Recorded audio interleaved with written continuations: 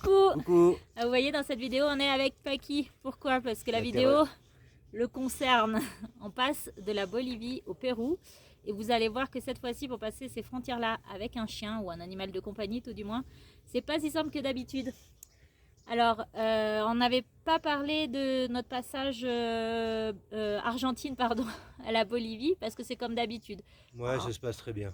Vous allez voir le veto en premier, il vous fait le certificat de bonne santé, comme quoi tous les vaccins sont à jour, tout ça. Et vous allez à la Senasa, qui vous tamponne ça, moyennant un petit paiement d'une vingtaine d'euros, même pas. Et ça s'arrête là, à la frontière, il check le papier et c'est bon. Ça, c'est pour le passage en Bolivie depuis l'Argentine. Mais là, dans la vidéo, on vous parle du passage Bolivie au Pérou. Et vous allez voir, c'est pas si simple que ça, là, par contre. Et même après le passage de la frontière, il y a encore autre chose. Donc, il y a 2-3 petites astuces. Pas qui fidèle à lui-même. Donc, il y a 2-3 petites astuces à savoir en amont pour éviter de perdre énormément de temps qu'on vous livre dans cette vidéo aussi. Ça peut vous servir. Et en tout cas, bah, vous voyez, hein, Paki le vit très très bien. Il est fidèle à lui-même. Il adore jouer. Et il vit très très bien le voyage. Il continue. Voilà, voilà. N'hésitez pas, surtout si vous avez des questions sous la vidéo. Vous nous les notez, puis on vous expliquera tout ce dont vous avez besoin.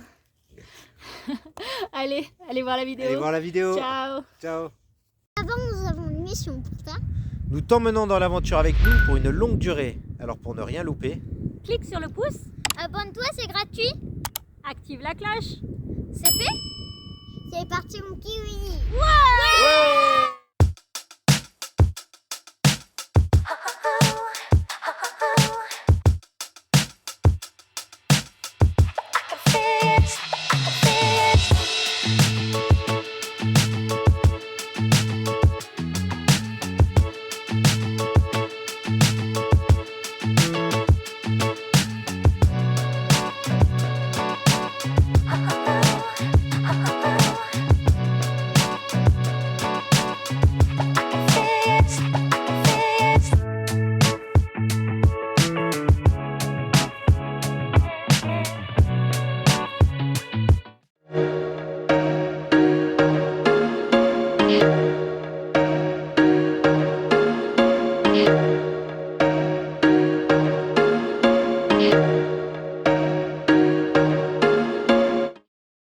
Coucou.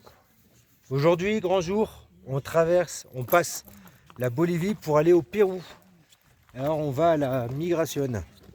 Et à douanas. Non, d'abord la migration. Là, on a en tête de liste madame. En mini tête de liste les petits. Et là, vous voyez, on a de quoi faire de l'échange de monnaie pour pouvoir passer, quoi. Voilà, tout simplement. Bon, donc là, ça y est, on vient de faire du change. On a réussi à changer 1550 bolivianos pour 70,39 sol. Voilà, donc on change de monnaie, Et pour, ça fait bizarre. et pour la migration, donc pour nous, pour les passeports, ça a duré, je sais pas, moins d'une minute, je pense. Ça a été trop vite, super c'était rapide. génial. C'est génial.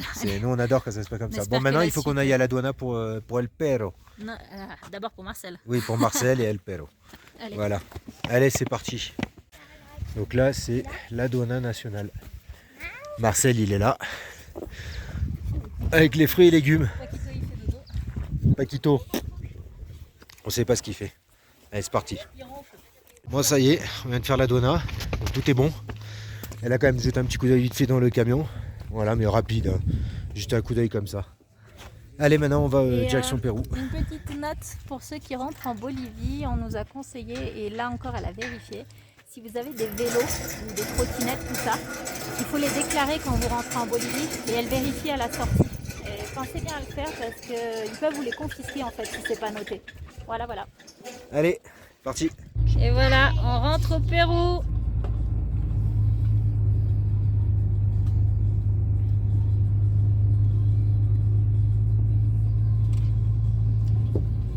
Ça a pas l'air d'être trop différent. Hein. Ils sont habillés pareil pour l'instant. Et on a toujours là-bas le lac Titicaca qui est avec nous. Wow. C'est beau ici. Oh, c'est un tuk-tuk devant nous. Un tuk-tuk? Où? Là-bas. Ah là-bas, oui, tout au bout. Allez, ça, il a déjà repéré qu'il y avait des tuk-tuk. On est sauvés. Ah, il y a le petit marché des Péruviens. Maintenant, on doit faire la Senaza du Pérou. Bah, faut recommencer. Maintenant, c'est Migration et Aduana et Senasa du Pérou.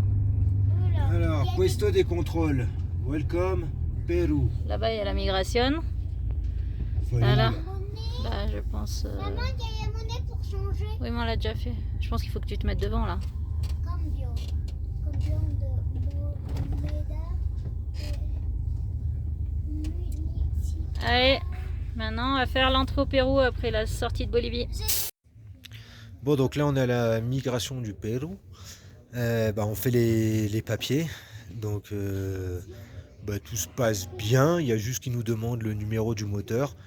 Ça, on n'a pas. Hein. Enfin, faudrait que je soulève la cabine et tout, mais c'est hors de question, quoi. Il y a trop de, il y a trop de taf pour, juste pour un numéro qu'ils n'ont pas besoin.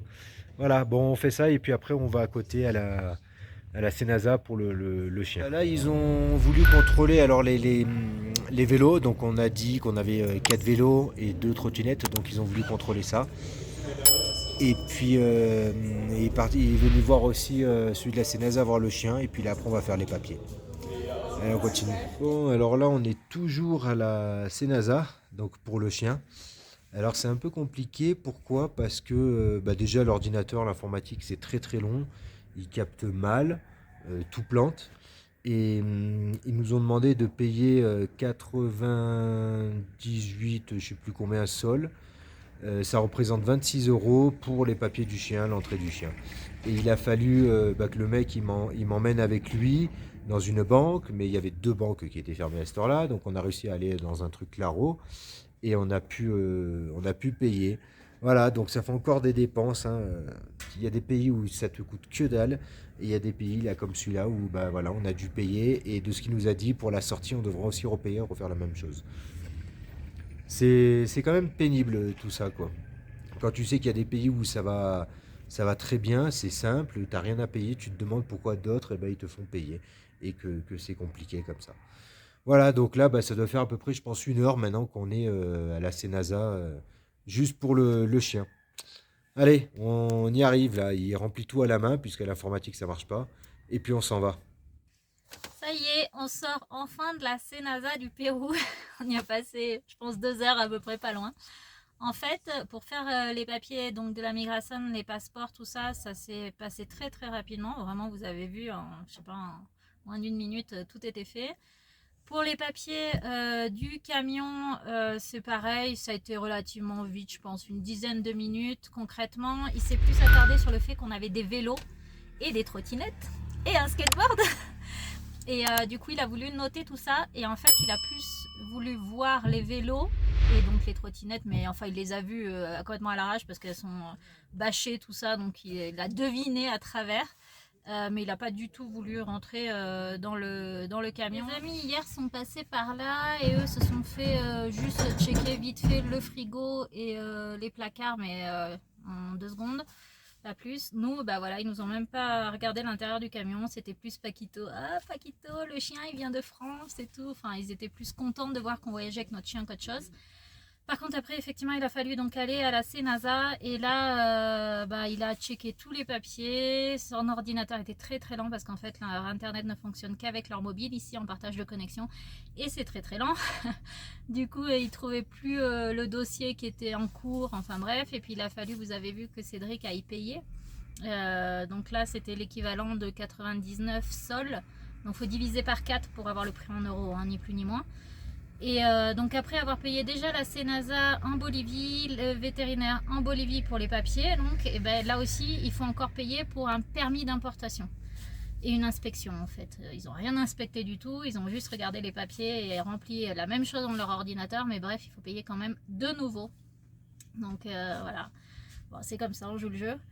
Et donc oui, ça a duré près de 2 heures entre le fait qu'il a commencé à remplir, après l'ordinateur il a ramé, après il a fallu aller donc payer, et on ne paye pas sur place, on va dans une banque en fait avec ni plus ni moins leur numéro de RIB, et ça fait un virement, et après vous avez le ticket de paiement comme quoi vous avez bien payé sur leur compte, et on revient, et après ils checkent, ils remplissent tout ça, ils agrafent tout ça. Et ils finissent de remplir et après l'ordinateur mouline encore des heures. Et du coup, bah, c'est comme ça que vous passez 2 heures. Mais en fait, rien de compliqué, c'est des mecs super adorables. Ils se sont excusés d'ailleurs à la fin du temps que ça a pris. Voilà, tout ça. Et très très gentil, vraiment. On avait besoin de photocopies. On a demandé une photocopie du TIP, donc l'autorisation d'importation du véhicule, au cas où on se fait arrêter sur la route, qu'il y a un flic un peu corrompu ou quoi que ce soit qui veuille nous garder le papier ou quoi que ce soit. On a une copie comme ça, ils nous ont fait la copie très volontiers. Faut savoir qu'ici, généralement, quand on demande des copies et tout, ils font un peu la grimace ou alors ils vous demandent de payer, ce qui est normal, hein, mais ils le font pas si facilement que ça. Enfin, en tout cas, en Bolivie, c'était comme ça. Et là, il a joué le jeu, le mec, donc sympa. Franchement, c'est des types bien, c'est juste que leur ordinateur il rame, quoi. Voilà, voilà, donc bah, tous les papiers sont faits et maintenant, pour la route. Alors, pour ceux que ça intéresse, donc comment ça s'est passé pour faire les papiers de sortie en Bolivie au niveau du chien? Alors, donc d'abord, on est allé chez un vétérinaire qui nous a fait un certificat de bonne santé, comme d'habitude en fait. Et après, on est parti à la Senasa. Sauf qu'à la Senasa, elle nous a dit le vétérinaire devrait vous donner aussi une photocopie, comme quoi elle est officiellement vétérinaire, diplômée, etc. Donc, il a fallu qu'on y retourne demander ce fameux papier qu'elle avait sous la main. Hein. Elle avait un tas comme ça de photocopies prêtes. Elle avait juste oublié de nous le donner. Donc, voilà, pensez-y si jamais vous y allez avec votre chien ou votre chat ou peu importe. Et donc après on retourne à la Senasa. La Senasa, elle a checké tous les papiers. Ça a pris un temps monstrueux, c'était horrible. Enfin bref, il faut être très très patient ici. et après elle m'a fait remplir un papier où en fait ça reprenait exactement la même chose. Hein. Nom, prénom, les dates de vaccin du chien, comment il s'appelle, quel âge il a, enfin tatati tatata. Tout, avec la date de voyage. Là, ça a été une grande histoire parce que normalement, le certificat de bonne santé est valable 10 jours. Donc, je lui ai dit, bah, on met le 10e jour. Et là, elle compte. Et puis, elle me dit le 11. Je lui ai dit, bah non, le 12, vu qu'on est le 2. Et elle me dit, non, aujourd'hui, ça compte déjà.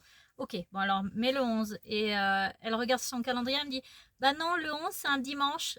Donc, non, on peut pas mettre le 11. Ok, et ben mets le 10 alors.